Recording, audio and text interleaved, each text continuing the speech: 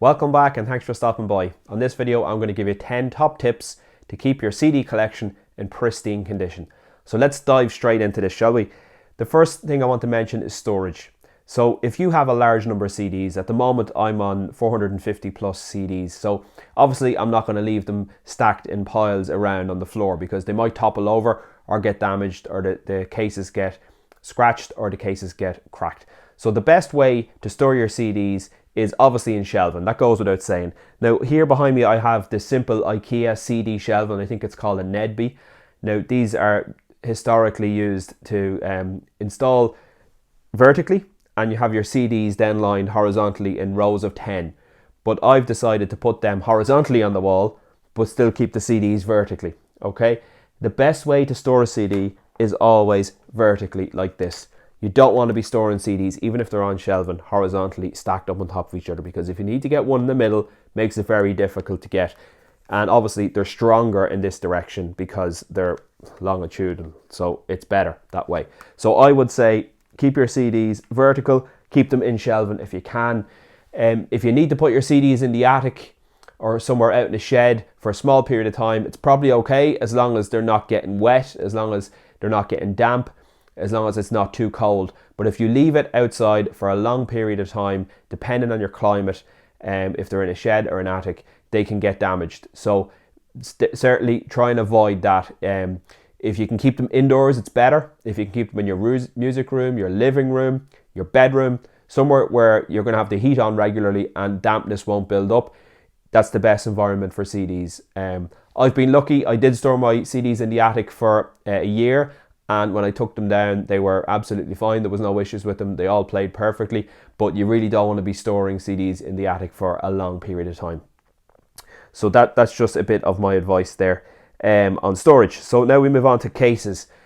So my favorite case is the simple dual case. I think they got the design right with this one. It protects the CD as best you can.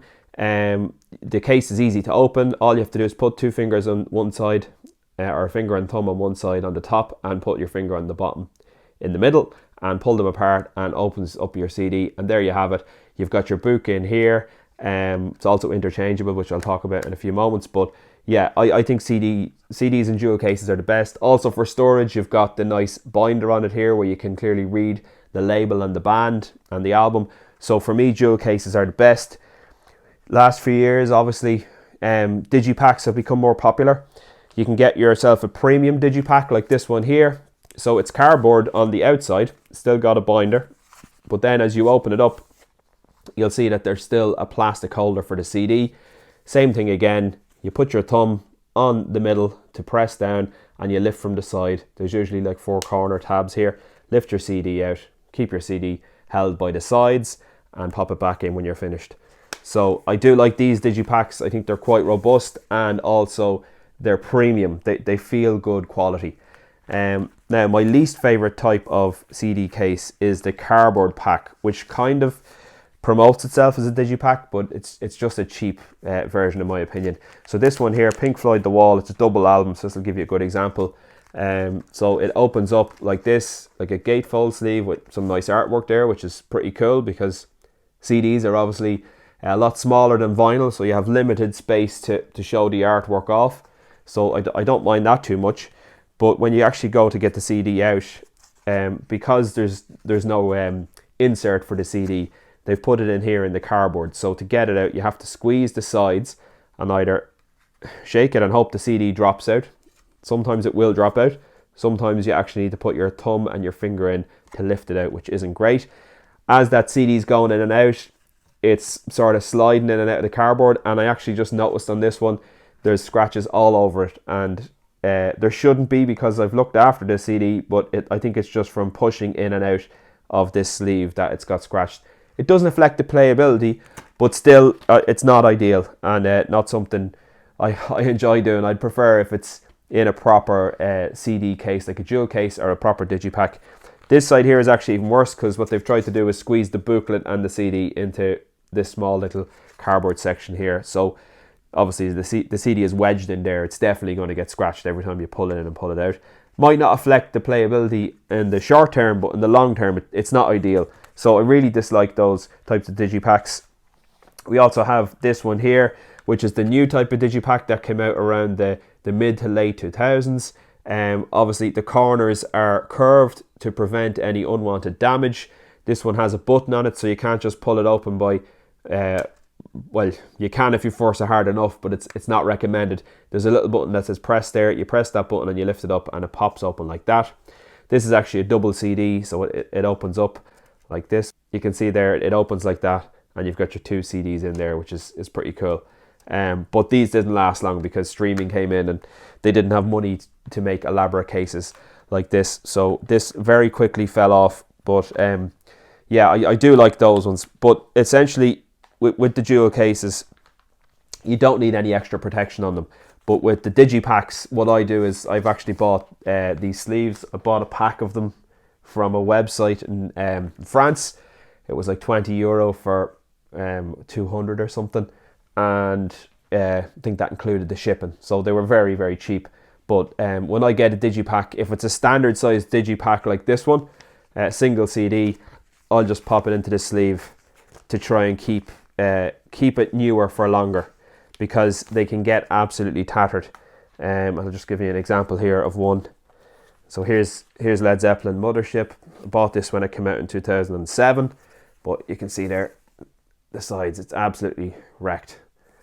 And that's just through use over the years, but it's not ideal. You know, when you buy something new, you want it to stay in good condition for as long as possible, but when the edges start to wear like this, you know, it's not ideal. It just looks grubby, and obviously if you ever wanted to sell that on again, you'd lose some value on it there. Not that CDs are worth a massive amount these days, but however. Okay, so that's number 2, just talking about cases. We go on to number 3 here. We just talk about the handling. So there's only 3 places that your CD should be: in the case, in your hand, or in the player. It should never be left around on coffee tables or desks or benches or seats or on the ground or on a windowsill. If this is the label side, okay, and this is obviously the media side, if you play the CD, obviously this is what the side that's been read, okay, this is the side where the information is, but there is a protective layer on this side so that if there's a small scratch, the CD can still play, okay. Some people think that because the label is on this side, it's more protected. It's actually not. It's actually less protected on this side. So if you scratch this really badly on the label side, you can still have problems where the CD won't play. So you shouldn't put your CD sitting down anywhere outside the case. It should either be in the case, be in your hand on the way to go into the CD player, or be in the CD player playing. That's just, look, it's common sense. These things aren't destructible. They're pretty good. They will take a little bit of light scratching, but any heavy scratching, your CD starts skipping. It's a waste of time. You need to get a new CD. Some of them can be repaired, but I've never, any CDs I've had that I've tried to repair through different methods. I know they say you can buff in toothpaste and polish and stuff, but I've never got one back to 100% working order after it's been scratched. So that would be my advice. Be very careful handling your CDs to keep them in good condition. Okay, this one's probably going to be a popular topic. This is the cleaning of a CD. So I have seen some videos where people have said to clean a CD, you should, wrongly they've said, you should go around the grooves. That's incorrect. The way you clean a CD, and it says this on all the manufacturers' instructions, from the first CD players that were released right through to any CD you buy, it's to go from the middle out. And the reason for this is if there's any dust on the CD, it will, or any grain or anything, it might scratch the CD across the lines.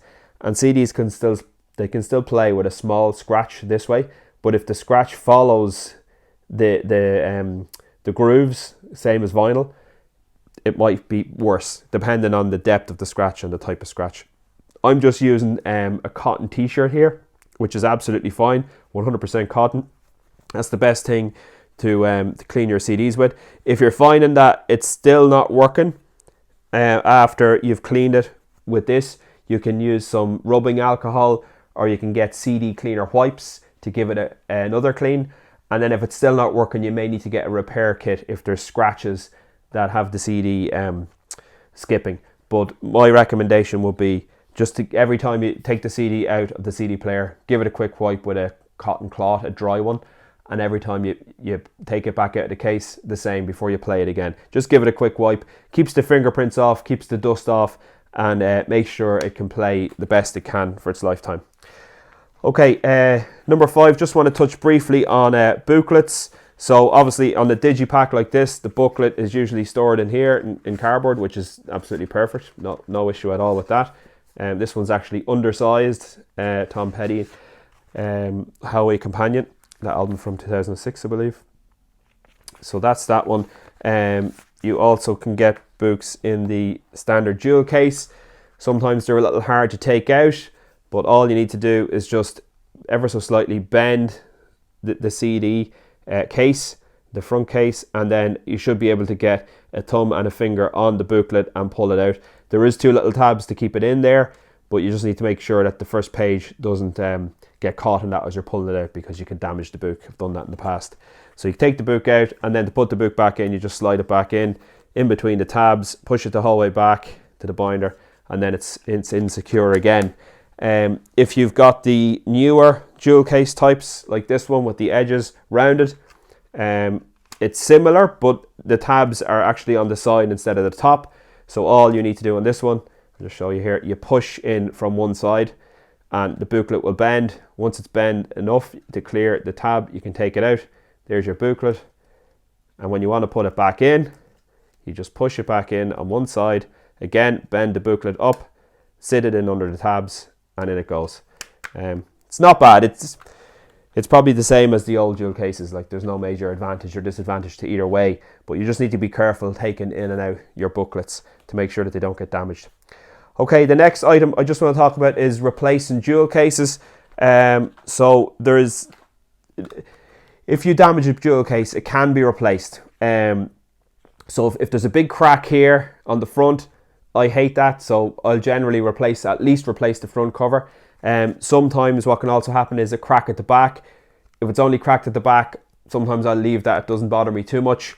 Other times you can get problems with the little button in the middle where it's missing some of the teeth.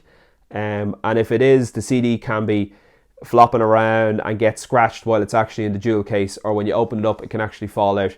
So sometimes you might want to replace the inner part of the jewel case that holds the CD, if possible, if it's a standard single jewel case. I know a lot of these jewel cases, sometimes they're doubles. I'll give you an example of one here. The Beatles. Now, this is one of the first CDs I bought about 25 years ago, 26 years ago even. And what's happened on this one, so it's a deluxe CD, double, and as a result, it's got like a red coloured CD carrier, and I don't really want to replace that because that's the box set. But as you probably saw there, you can see from here, all the teeth are missing, okay, from years of use. So the CD is just sitting in there, bouncing around, and for someone who, if someone wasn't aware that the teeth were missing, it could fall out and scratch or fall out on the floor. So that's something you just need to be aware of. Some of these deluxe box sets, if they get damaged, they're really hard to repair. But if you have a single jewel case that's a standard one, you should be able to replace that one easy enough. And I'll just give you an example of how to do that. So first things first, obviously you take out the CD, put it in a safe place. Then all you need to do is pull the lower tray away and lift up the inner tray with your fingernails, okay? You need to be just very careful not to damage it too much or at all. Pull out the other side. Okay, should pop out. And then once they're out, the other two at the front should pop out easily enough. Okay, perfect. That's the inner part out of the CD. Then you can remove the binding or the back inlay detail, and that has the binding on it on the side as well. And you can get your new jewel case and you can replace it. Now, if you just need to replace the front part, you can obviously unhook that there, and you can just replace the front part as well. So they're completely interchangeable, the jewel cases, which is great. I managed to pick up a lot of jewel cases back when I was buying a lot more CDs when CDs were the main medium. I managed to pick up, that's a box of 10 jewel cases. I think it was only like €10 from Tesco. So I have a couple of boxes of them sitting there. They're probably 20 years old, but if I crack a CD case, it's no big deal. I'll just replace it with these, and yeah, does the job perfect. So that's how you replace a jewel case if you need to. It's not a big deal. Point number 7, just in relation to what CDs don't like, well, particularly the booklets don't like water. So I think CDs can take a drop of water, and you could probably dry them after and they'll probably be okay. But CD books, now this one here has had a drink spill on it. I don't know if you can see it there in the light. Yeah, there you can see it. It's completely destroyed. It's David Bowie, best of David Bowie. But the booklet, you can't even open it now. It's not even readable. So we're just left with the CDs. And even, I don't know if you can see there, but the binding has started to delaminate and warp as well. Yeah, you can see it there. So again, keep water, beer, coffee, keep all your drinks away from your CDs. They don't mix, and it's not going to be a good outcome. Try and keep a good distance from them. And certainly if you have racks like this, don't be sitting drinks on top of the CD racks here, because if they fall and spill onto your CDs, it's just going to cause you complete headaches. Okay, point number 8 is the sun. So a lot of people actually don't realize this, but if the sun is beaten in on your CD collection every day, even if they're in storage like I have here, it's going to cause, you can see this one here, Irish band The Answer, Everyday Demons. But if you go to the side there, that spine, that's not the light making that there. That spine should actually be red. When I bought this whole booklet was completely red, the same color. But because this spine has been in direct sunlight for the last, whatever, I don't know how old this album is, 15 years old maybe. This spine has been in direct sunlight for that period of time, or for a period of time. But the front hasn't been, because it's been in my shelf. This has now completely faded. Now you can still read. I can still read the band name. I have it in a sleeve there. I don't know if you can read that. You can still read the band name. It's not the end of the world, but it's just a bit annoying, you know, that it does fade. I've heard sometimes they can fade in light as well. So look, just like lighting in a room. So you just need to look after it. And just be aware that sometimes fading can happen on CD sleeves. Okay.